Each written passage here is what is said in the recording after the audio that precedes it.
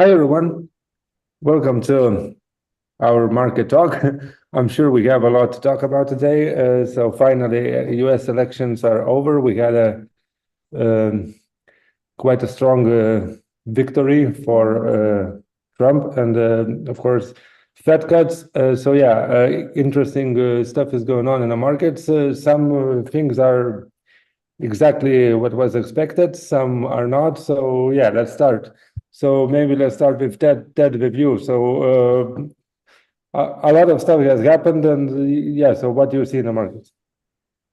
Well, I see a lot of risk management right now. Just trying to maintain, keep my head above water. Had a good week last week, but this week has started out a little rocky. So let me share my screen and walk through my process. And bear with me one second. So as usual, I'll touch on macro regime. Take a look sort of ahead. I look 2-3 months ahead. Look at some market signals and evaluate some positioning and trades. It's interesting. Last time, I think it was Market Talk 38, we talked about maybe a shift to reflation. And I reached out to Raphael a couple days later and said that, or a week later, said that my macro service had shifted to a reflation regime, which is growth up, inflation up. We had subsequent to that time on 11/7, we had a really strong ISM services PMI. It's a survey instrument, but it definitely was a big boost up in terms of services growth, 80% plus of the economy here in the United States. We've had a GDP now, which we looked at in our previous market talks, and we saw that when we talked last time, I think we were pricing around plus 3.2% growth. The day before the print came out, Atlanta Fed reduced their number to 2.8%, which is where it actually printed for on the 10th, I believe it printed on October 30th.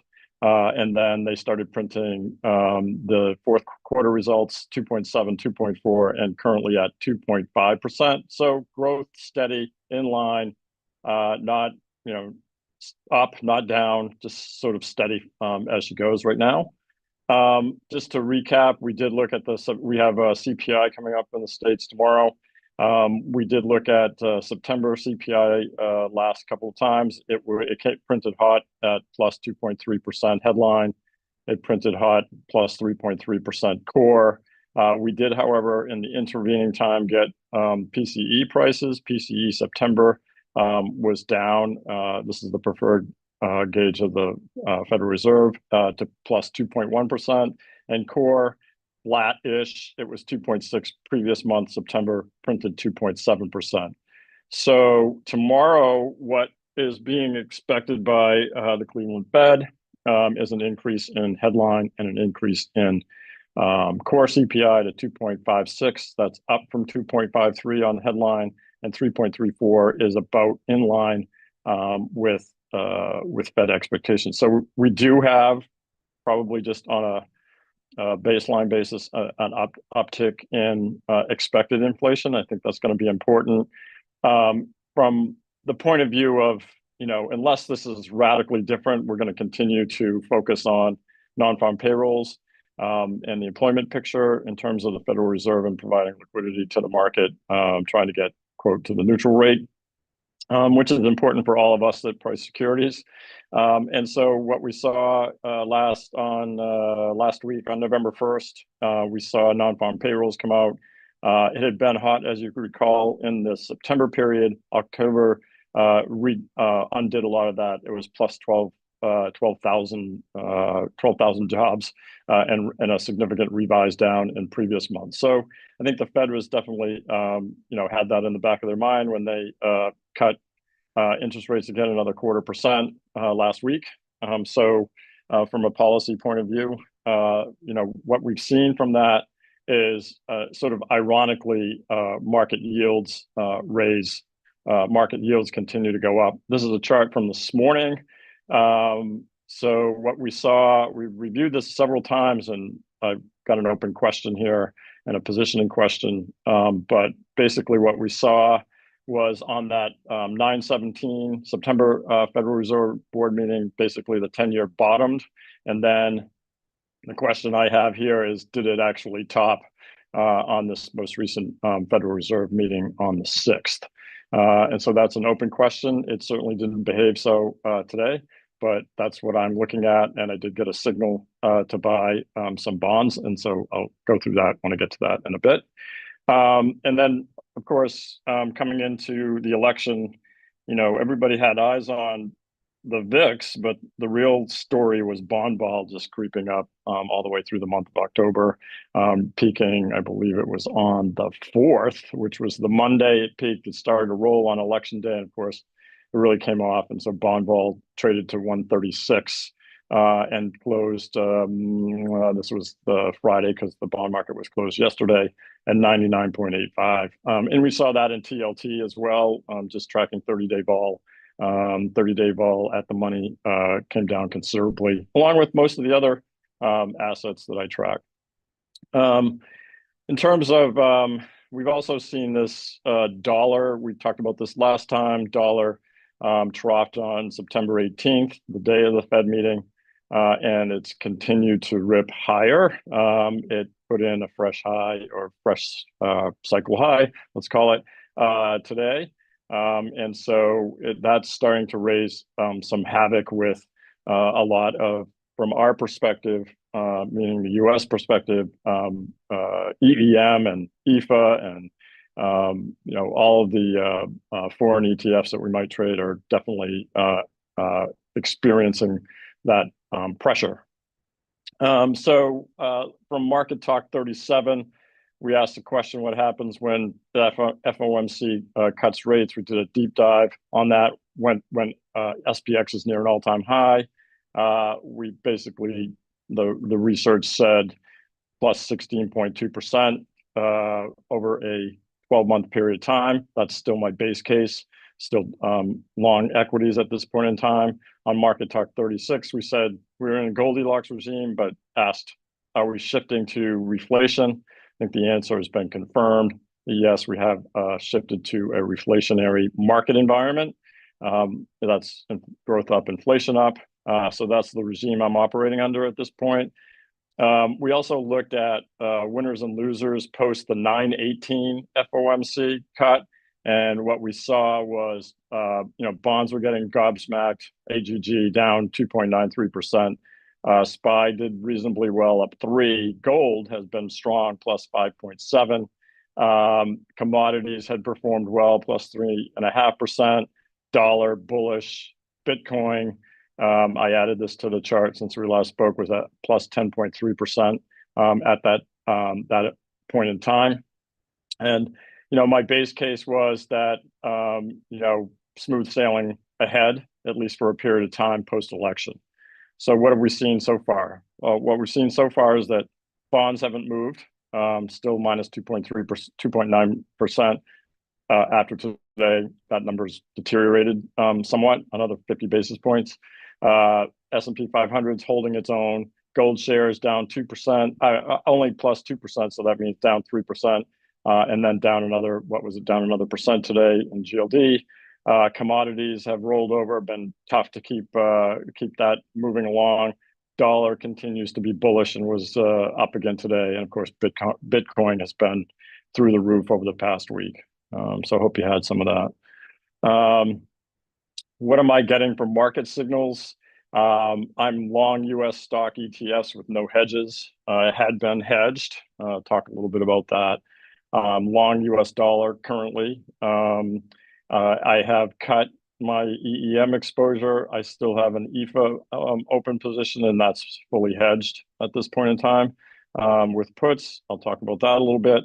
And then cutting gold and commodities, but holding still XLE, which has performed reasonably well, and got new signals to go long bonds on Friday. This is a note I sent to Raphael on Friday morning that I was getting weekly buy signals in bonds, AGG, TLT, others, for what it's worth. Sell in gold as well, and DBP, which is precious metals. That seemed prescient. However, we'll get into the bond position, which right now is not working. So we'll see. That caused me to make some adjustments to the dynamic positioning portfolio. I had been between 10/21 and now, since we've been meeting, I'd gone to 0 bonds. I'd had HYG and that got closed. I put on positions on Friday. I'll talk about that. Equities as was, reasonably decent allocation for me at 21%, but I've cut almost all of my international exposure. So what's left is domestic equities, SPY, QQQ, IWM, IWD, and IWR primarily. And then commodities has been somewhat reduced, and I do have gold in that bucket, and that has come off pretty considerably. Alternatives, nothing really to speak of, and my currency position is all UUP, a 5% position. So and then cash is at around 60%. So this portfolio has had a hard time to get more deployed than, say, a full 70% allocated to across assets, but I'm sitting at I'm not getting hurt in cash, at least at this present moment. So just in terms of let's see here. All right, I want to shift over to charts for a moment. Just kind of look at some positions. So again, this is the same chart that I just had up on the slide deck, and asking this question whether this was a top or not. Today the 10-year continued to add, so we'll see. Bond market was closed yesterday, and then dollar just continues to go higher. So something to pay attention to. It's a wrecking ball for sure. So just in terms of signals, at the end of last week, this happens to be AGG. This was a position that I got a signal on Friday to put on. This is when the Williams %R, very oversold, basically ticked positive. And so I put that position on in AGG. I also put on LQD, which actually is an even stronger signal, as well as TLT and TIP. So basically about an 8% position in bonds. And you can see this is where I put the position on. I'm underwater in the position right now. Big volume today, a lot of selling. And so we'll see. My stop is just below here. And we will be out if it does not pan out. Just in terms of some of the other things I'm looking at, this is the QQQ weekly chart. Basically had a big move last week. Hanging in there right now, definitely overextended.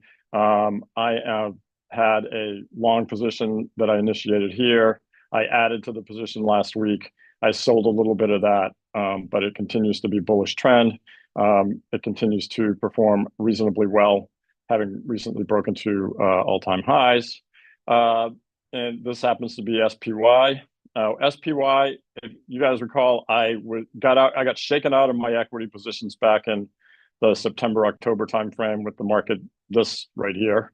I got shaken out. This time I said, I'm not going to get shaken out, because my long-term view was that we were going to have a strong SPY market. So I got signals to get back in. I added here.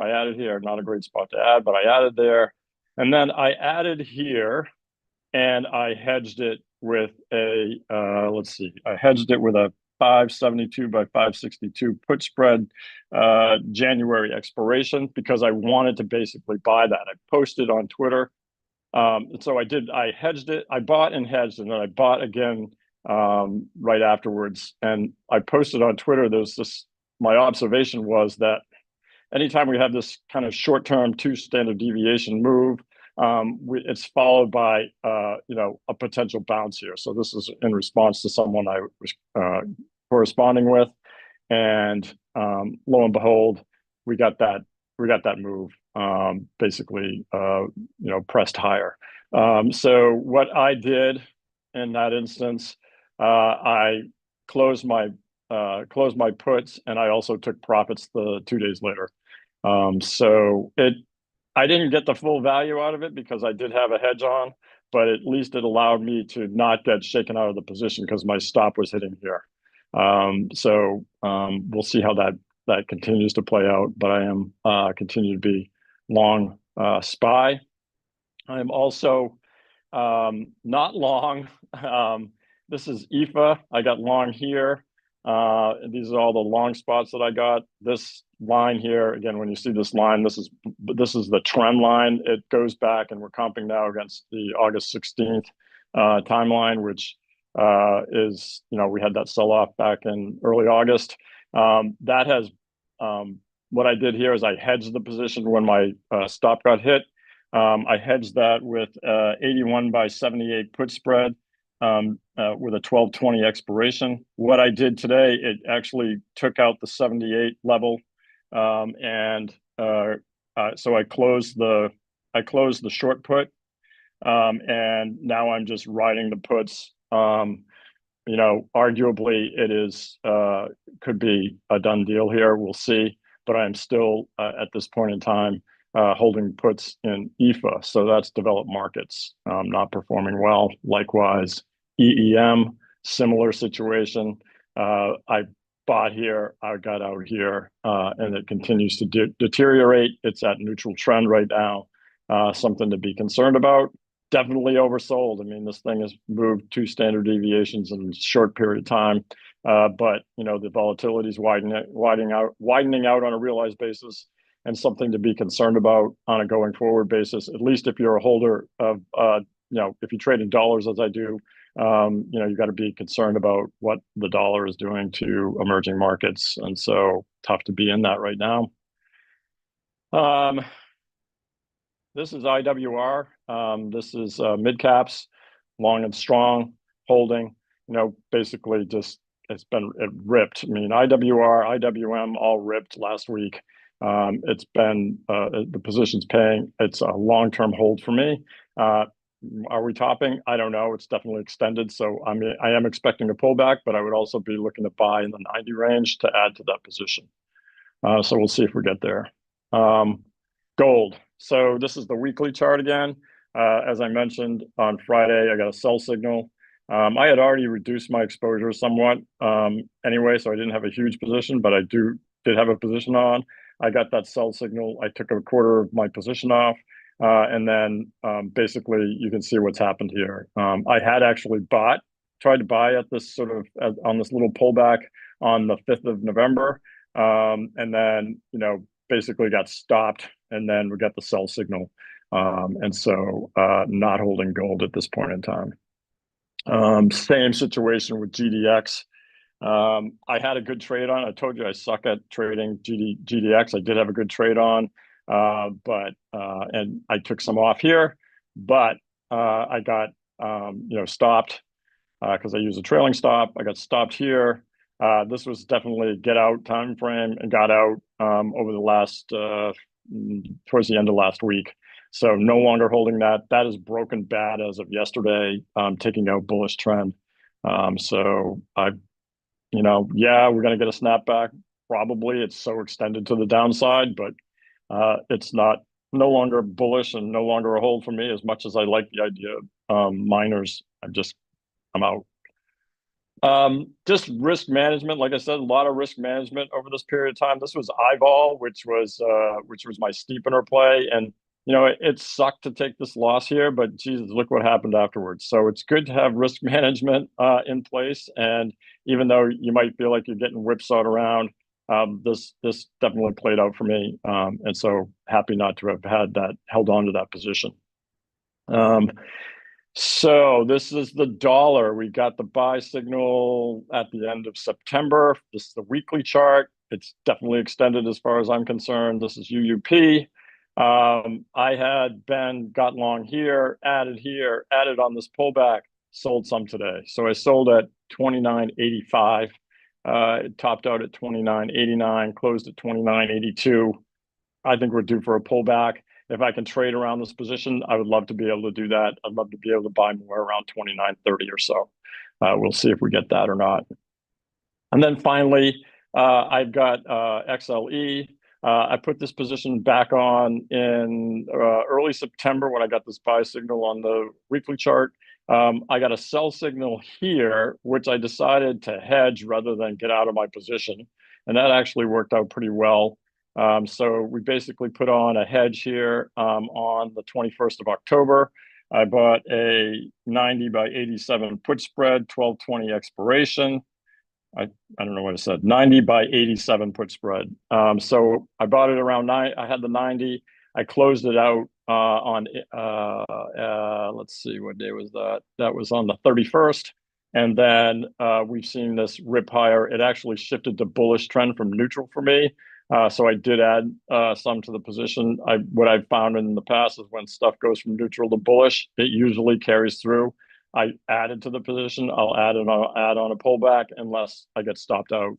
This time I probably won't hedge it. I'll just get out.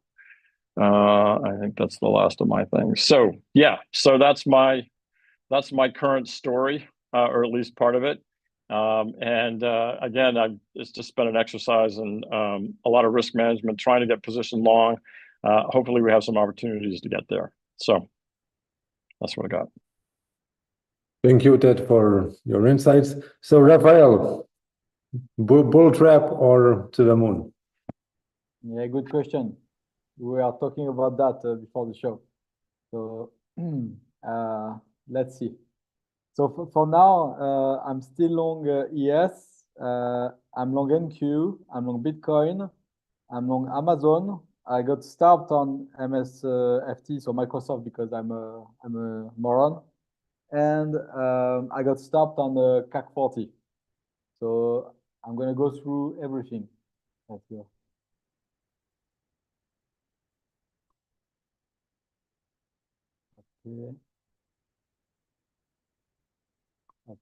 Okay.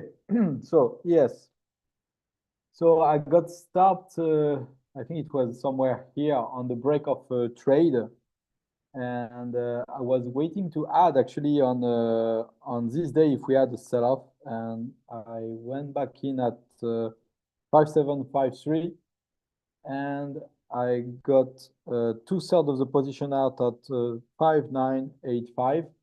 So I tweeted about taking the position in real time. So I hope you guys took advantage of it. We basically went from the low of the range to the top of the range in the span of 6 trading days. So that's a pretty good performance. But now my expectation is, and that's another reason why I got out of 2/3 of the long position, is I'm expecting some kind of consolidation, and then probably another move higher, because the volatility actually supports this. We have descending trade of vola, descending trend. Volatility is contained. We have matrix daily still going higher. So I'm expecting market to continue to go higher after this phase of consolidation. But I'm expecting this this next leg up to be actually prepared to suck in the suckers before we get the top. So this is my expectation currently. I just don't know when it's going to happen.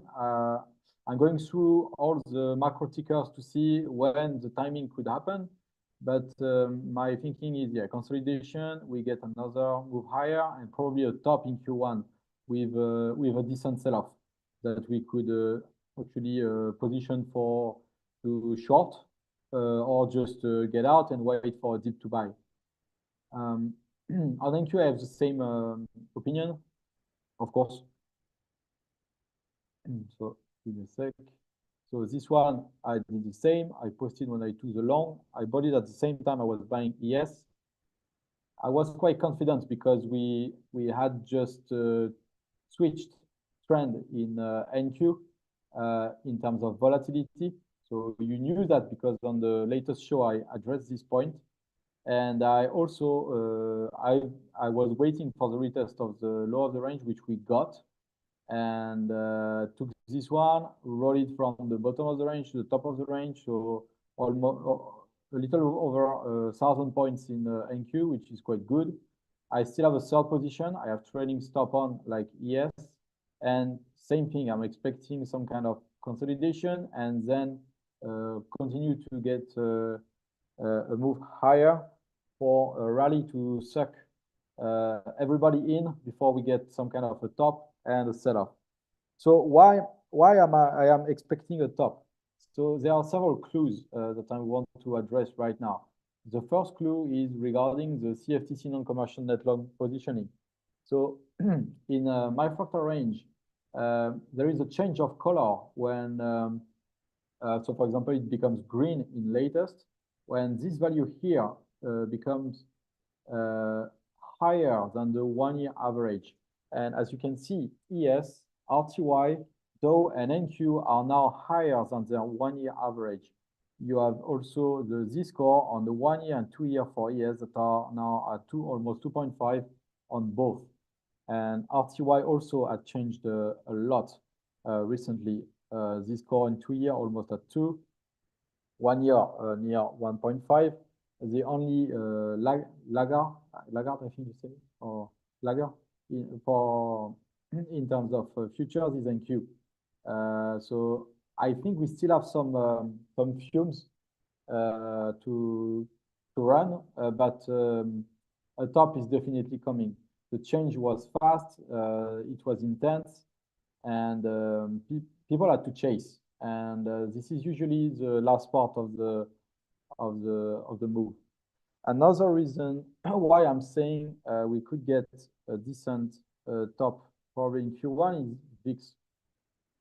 So for those who follow my 3 triggers for VIX, you know that I need to see 3 triggers to consider buying puts, consider maybe we have a top. The first trigger being we need price above trend and trade of Vola. So that's what we got. We got it here.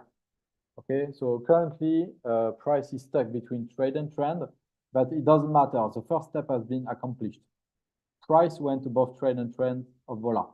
The second step we are now watching for will be trade crossing trend.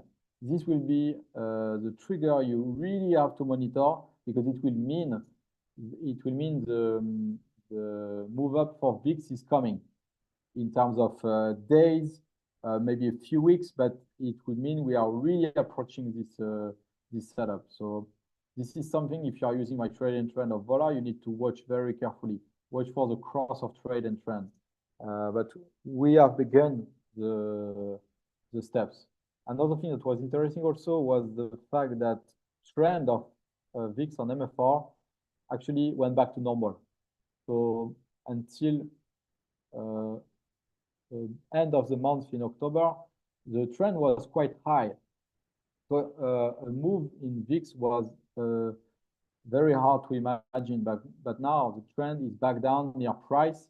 So it takes VIX to a more normal setup for potential spike. So that's one thing to notice.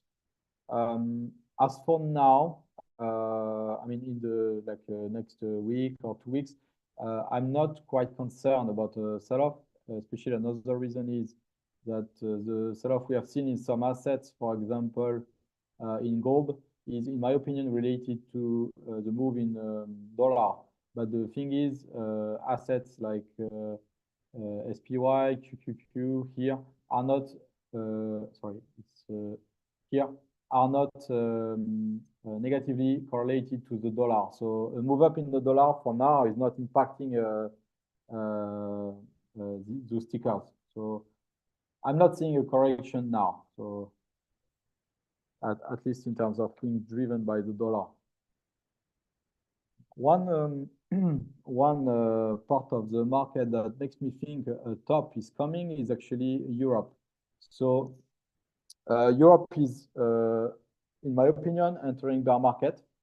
So DAX is not there yet, but you can see that its volatility here in blue has shifted drastically. We used to have volatility of DAX pointing downwards, but now we are above trade and we are definitely getting some action. So this is not good. This usually is the chop that you get before potential switch of trend. So DAX, I would bet, is going to change to neutral tomorrow on MFR. So this is something you should watch. We are making lower high, we are making lower low. The MFR ranges are opening to the downside. So this is one clue, it's Germany. Another clue is the CAC. So CAC, I got stopped out, break even somewhere here.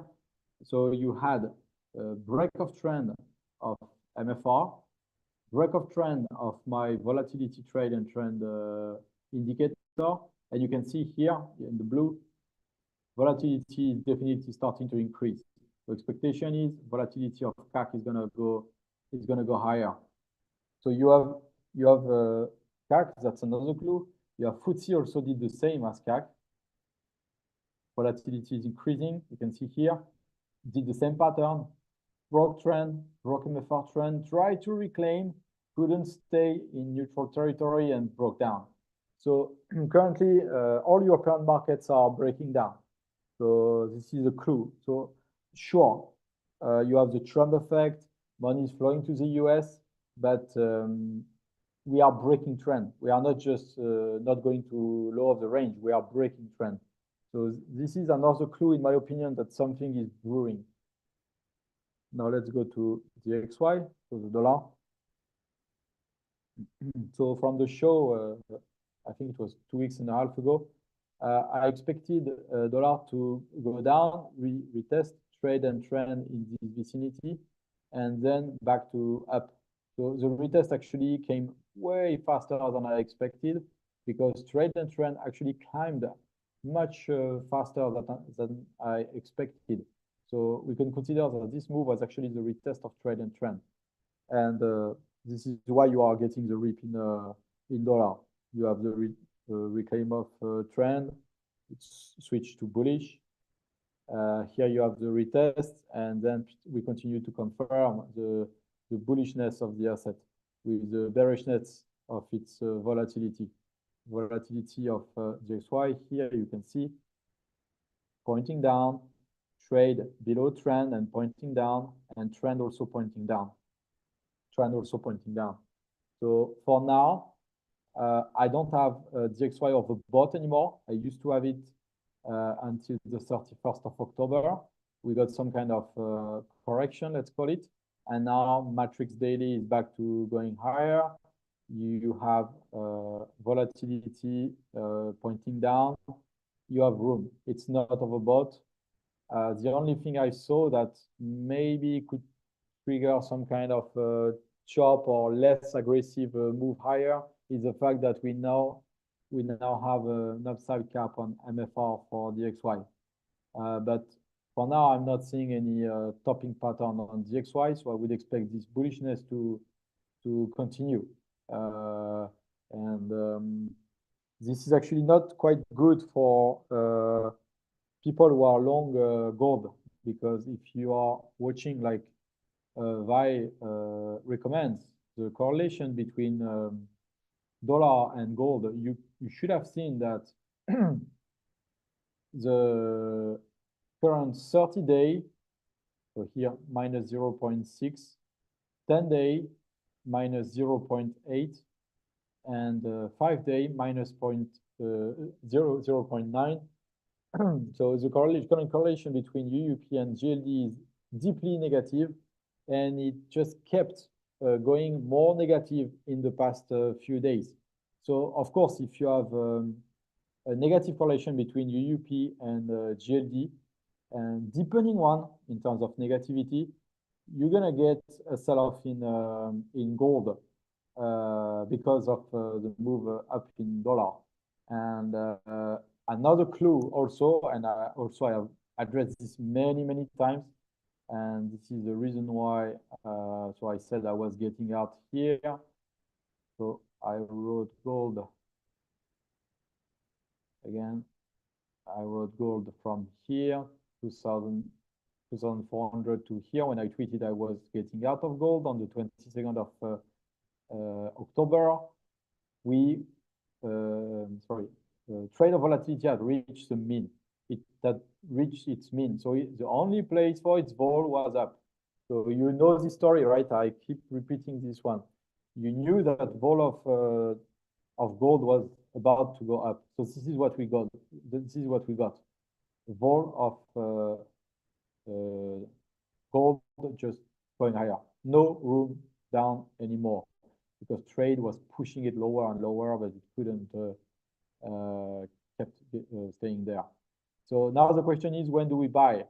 So the thing is, for now, in my opinion, trade should go at least retest trend. This is at least the minimum we should see. So we should see trade retest trend. So I'm going to be waiting for that first. Another thing I'm going to be waiting for is to see if my buy script on the daily triggers on gold. So you have access to this one. It's freely available. You can check in my pin tweet to get access to this script. It triggers for JC and gold. So you will get the trigger if it does trigger. But the first thing I'm watching is that. So I'm going to watch trade goes to trend. But my expectation for now is at least chop or maybe a change in trend. So let's see. I'd like to see at least price reclaim trade before making a decision to come back to gold. I'm not that confident this is the right move to buy right now. And you can see the same thing happen actually in silver. So as mentioned also, we had at some point trade of volatility didn't have any more room down. So vol has to go up to a low, it's straight to brief.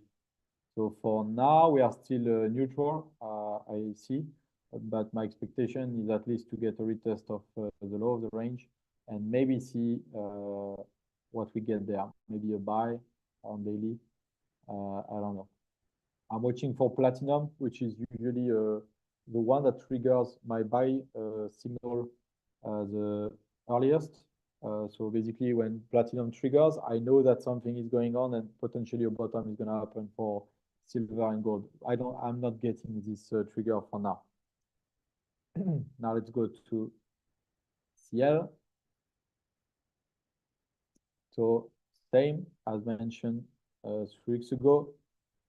This one, anytime it tried to get back to bullish trend, it got smacked down. So we already got like 4 smackdown since August. So if you shorted any of these attempts, very nice. You probably made a shit ton of money. For now, still a chop, still in bearish trend, no reason to buy. You know the pattern you should be looking for to take a long position. It's not now. Now to Bitcoin.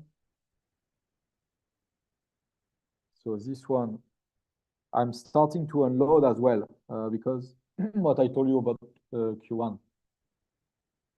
So longed around 66K, 65,500 in this area. Started to sell some here at 74,800. Sold some more at 81,400. And I'm watching for 95 to 100K to exit the rest.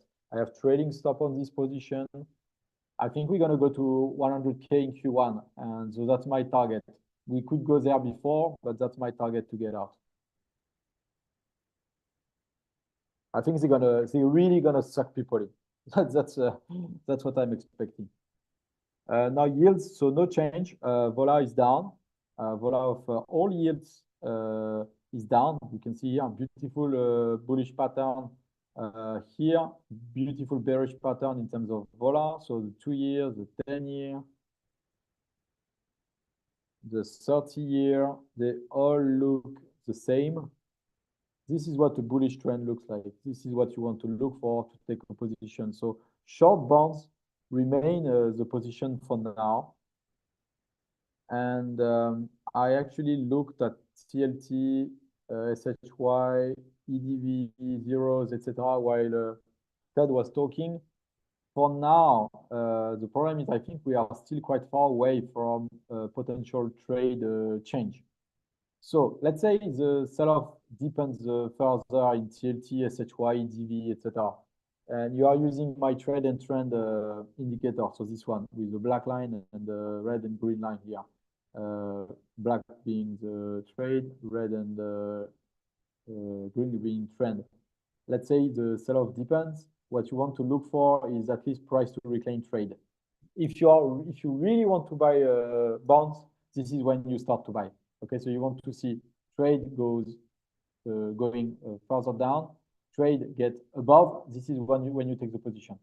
Okay, so I think this will be the bet you can take if you really want to buy bonds. But for now, you are just trying to bet on the potential bottom. It's very difficult to judge. So I'm not taking the bet yet, but I'm starting to watch. Especially volatility of some bonds is starting to be quite high. Now to the asshole Microsoft. So I got a sell on when was it? 30th of October. Yeah, here you can see the S here. It was a sell, but I thought I'm smarter than the script, so I didn't unload. And next day, poof, that stopped. So yeah, that was not nice. So I'm not touching this one. I'm just like I don't feel good about this one, so I'm not touching it. But I like my Amazon one, so I long this one at 186. And this time when I got the sales, I got out 2/3. I took some profit here. So say trading stop. I'm still thinking we have room, but I think it's coming. So yeah, Q1 again. I can update my view maybe in 2 weeks or a month. We're gonna see. Okay, that's it for me, guys. Thanks, Raphael. Yeah, short bond is definitely the hedge, at least for now. Okay, I'll share my screen.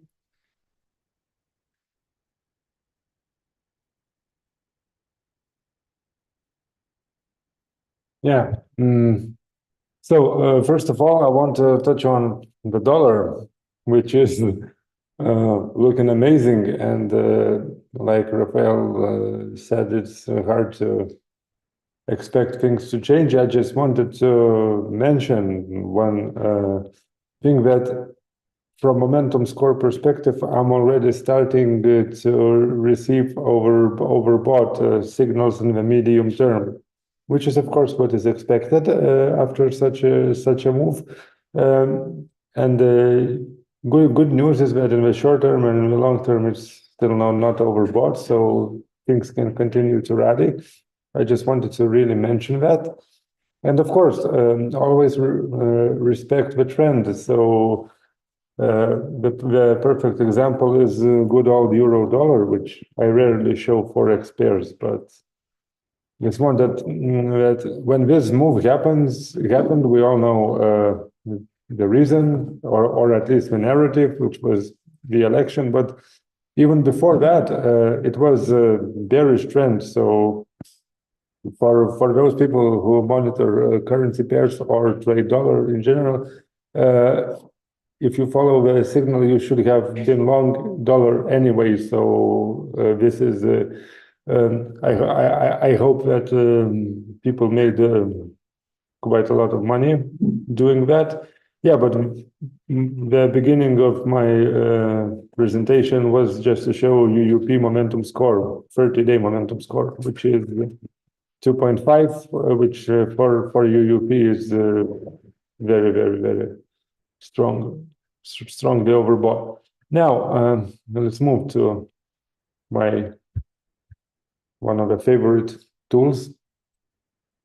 I wanted to touch on the correlation, which is also quite different from what I was talking in the previous shows, which is a correlation between TLT and XLU. So we all know about the defensives. We all know about the rate-sensitive sectors. This thing is clear, but look at the short-term correlation between TLT and XLU, which is 0.8 positive. And 15 days ago, it was the short-term correlation was almost non-existent.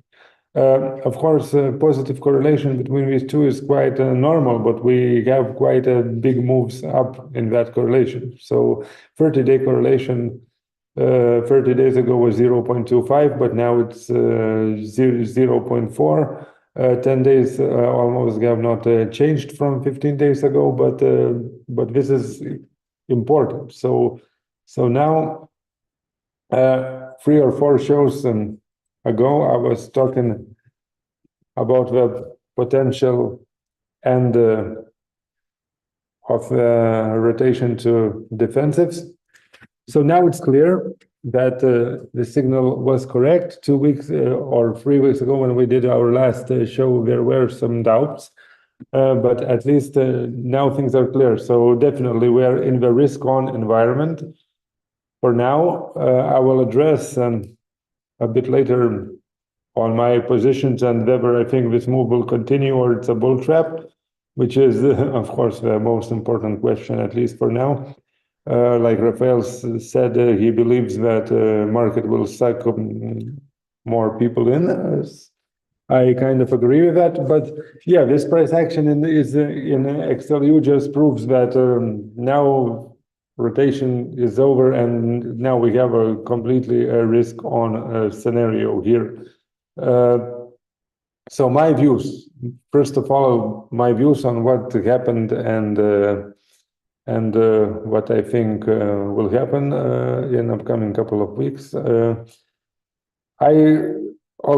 I'm bullish, really bullish, and now I'm long. I will touch on my positions a bit later, but yeah, I don't expect same as Raphael. I don't expect a big move down, so like a crash now immediately in the very short term. So let's say 1-2 weeks. I definitely don't expect that. But I'm not really happy that I'm long. It's good to have green positions riding with the markets, but I think that we will get a bull trap. I think that we will get a shakeout, but also I think that it will happen in January or in Q1. So on this, I totally agree with Raphael. But like I said, the way I trade and the way I manage my risk and the way I think about my exposure, it's hard for me to be very happy riding this because I think that not for long, but in the short term. So now we're usually talking about 2-week increments. I don't expect. So my position from risk management perspective, I chose options, of course. So I bought debit spreads the next day after the election. It's a December expiration. I'm using futures on options because they are even more efficient, in my opinion, than equity options from capital perspective. But yeah, basically, I have call debit spreads. I bought them quite high because we all know that the market was grinding higher all night during the election results. And I spent all night in the office trying to trade, and actually, yeah, I was expecting a dip, and dip never happened. So basically, I spent the entire night in the office and basically had no trades there. Tried here and there, but it was yeah. So after election was over and situation got clearer, I bought ES, NQ, and NVIDIA. Yeah, so NVIDIA is equity options and ES and Q is future options. For future options, it's December contract expiration date, dated options, and for NVIDIA, it's a December monthly expiration options. For Yes, my width of strikes is 100 points. For NQ, it's 500 points. And funny enough, at least for NQ, there was a point where basically even my short option was in the money already. Of course, now we had some correction, so we will see how it goes. Yeah, but I'm happy with my positions because I would not be confident and happy to just hold either futures contracts or, for example, SPY QQQ or other assets outright because of what I said a little bit earlier about the potential bull track. But yeah, I think we still have time. My spreads also have a lot of time. Why NVDA? I'm definitely not trading things like Tesla, even though a lot of people will say that Tesla was the thing to trade, and that the winner of the election is not Trump, but Elon. But yeah, NVDA, I think that the demand in chips and also their cash flow perspective is quite fine, even with this insane valuation. So from these magnificent companies, I chose that, and it's not the first time I talk about this company during our shows. Yeah, so these are my positions and my view. I don't expect a crash again. Just to remind what I was talking about in our previous show, that basically I said that for the next couple of weeks, I was expecting markets to stay in the range. I was also not expecting a big crash, which of course have not happened. But basically, we had what happened is almost what was expected. Markets spent their time in the range before elections, and of course, after elections, we all know what happened. And now nothing is missing because I was always talking about that. Okay, so ES made new all-time high. Our single equity names made all-time highs, but NQ was lagging, always lagging. So, well, yeah, now we have everything. We can check all the boxes. NQ is also trading in the uncharted territory, so everything is looking very strong. Yeah, but in the previous show what I said. So now I don't expect range. I expect even either slow grind higher or in Q1, like Raphael said, we can get a real bull trap, which we will get. It's always how markets work, but the question is when, and no one knows. But I see no signals. I see no signals apart from things being at the top end of the regular ranges just because of this big move that happened. I see no signals to be really worried about. Correlations, when we talk about correlations, I mean, average sector correlations are extremely low. It means there is no concentration in the markets. We are not seeing high correlation, so basically market has a lot of this way to go. That's what I think. Of course, in 2023 and 2024 we had amazing years, so a lot of people will expect 2025 to have also insane returns in S&P 500 and Nasdaq. We'll see. I think that that we will get a dip. So yeah, I wanted to touch on TLT XLU correlations, the end of the rotation, overall bullish bias, but let's call my bullish bias with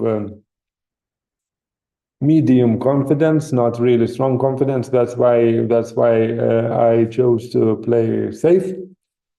Yeah, that's it from me. Monitor correlations. I think that is the most important tool, at least right now, because if we see any strengths in defensives again, and also if we see any weakness in the dollar, which I doubt, on the latter I really doubt, then it can really help you to get out of your positions and save you from losses. Yeah, so that's it for me.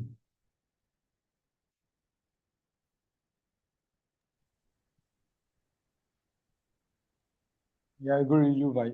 I think it makes sense to watch for a top in dollar and probably a bottom in bonds before we can consider some kind of top in equities. Yes, these, and I always add to this list defensive sectors, because over the years of my trading, even though there are periods when I don't trade things like XLU for years.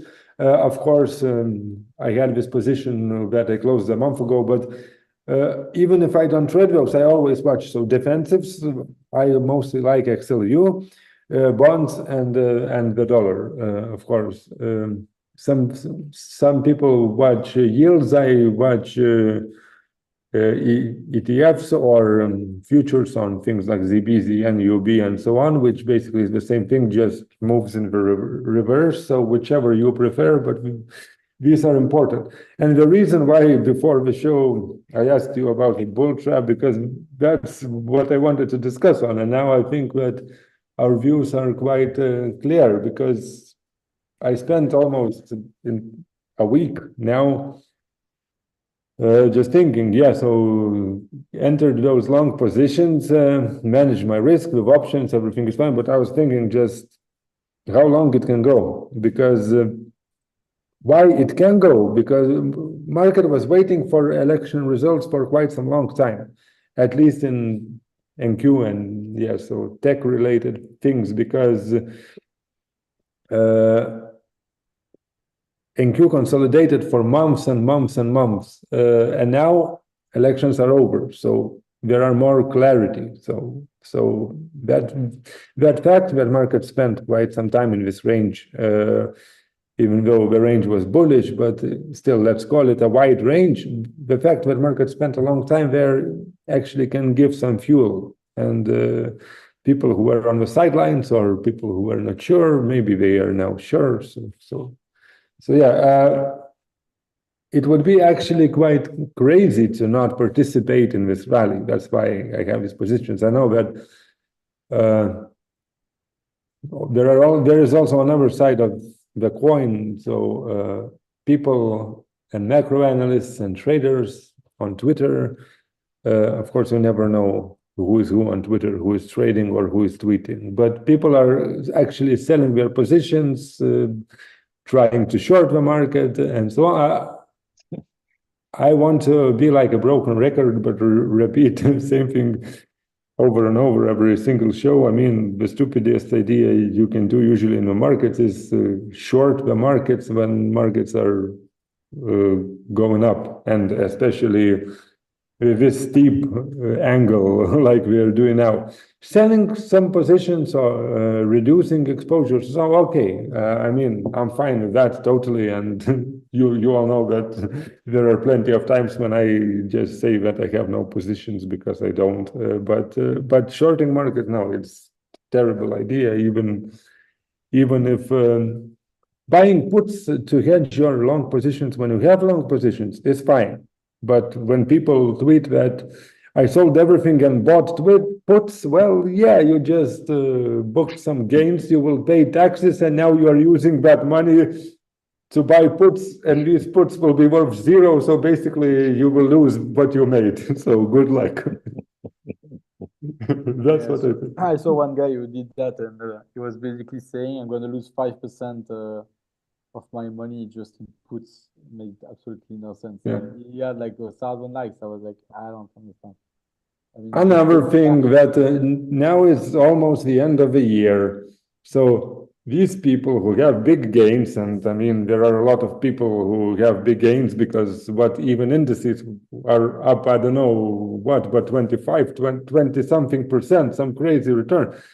I mean, a lot of smart people will sell in January, not in December, just for taxes and for other reasons, and or when it comes to institutions, when speaking, what I like to sometimes do in my own portfolios, now we're entering a so-called collar trade, where basically you sell a call and use that money to buy a put. Basically, you locked everything, but you don't have to sell your position. So basically, there is no taxable event or something like that. So that also can keep market quite stable for a while.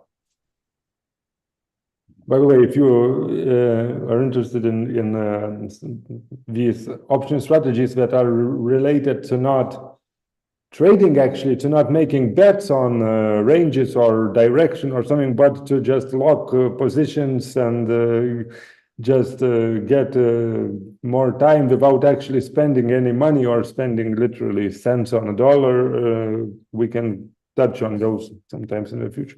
But yeah, it's middle of November, and in December, people will sell losing positions, not profitable positions. I will sell my losing positions from my investment portfolio, not trading, because I have some bags there, people know, and there are some not bags, because everyone knows that my favorite stock is Palantir, so it's crazy what's going on there. But yeah, I have some bags too, so what I will do with those, I will sell them in December. I mean, obviously, that's what people do. At least that's people who count do. So yeah. Yeah, but what if the bears they sell their losing position? So we're gonna keep running, you know? Yeah. So yeah. Hey, I mean, it's good we are in agreement. So let's see if the calendar matches that. We have no questions. I checked both on Twitter and in the comment section. Yeah, it's a pity. We want to have more questions, but yeah. And also remember Trump's presidency. I think we can end our stream with a joke that, I mean, don't worry, if market will fall, Trump will tweet something. It's fine. So everything will be okay. Bring Pump back. President Yeah, Pump, and also not only Trump. 2.0. Also not only Trump, Elon will tweet something too. So it's fine. It's fine. Oh, God. Now we have two, not one. Now we have two. And two is already a team. So That's I wild.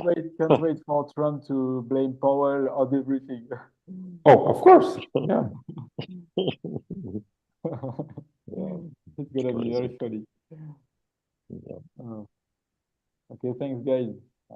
Thank you. Good to see you guys. We should have done one last week, but I wanted to avoid the week where you guys had the election. So Oh yeah. But it was a necessary wait. It's all good. Yeah. All good. So thanks everyone. I hope it was useful. As always, we expect actually we want you more questions from you. So feel free to send us questions, tag us on Twitter, or comment below the video. So yeah, thanks everyone. Thanks Ted. Thanks Raphael. See you hopefully in 2 weeks. Bye. Awesome. Bye.